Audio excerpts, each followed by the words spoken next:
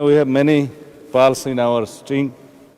Already একজন বক্তৃতা দিয়েছেন, আরও দিবেন মাননীয় আইনমন্ত্রী। আমি না দিলে অনেক সময় খুশি হয় অনেকে। আমি ভাবছিলাম আমাদের আরও জুয়েলস যারা আছে তাদেরকে আজকে একটা একটা করে প্রকাশিত করব।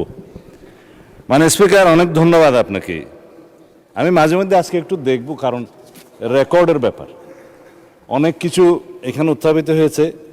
আমাদের মাননীয় বিরোধী দলের অনেক বিজ্ঞ সদস্য, ব্যারিস্টার্স, অ্যাডভোকেটস যারা আইন কানুন সংবিধান উদ্ধৃত করেছেন, মজবুরিতে আমাকেও কিছু কিছু জবাব দিতে হবে। আজকে যে নোটিশটা মাননীয় বিরোধী দলীয় নেতা মুলতবি প্রস্তাবের জন্য উত্থাপন করেছেন, লিখিত কাগজটা আমার কাছে আছে। এখানে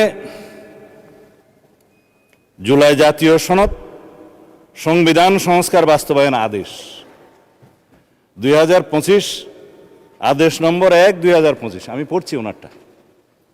এর অনুচ্ছেদ 10 অনুযায়ী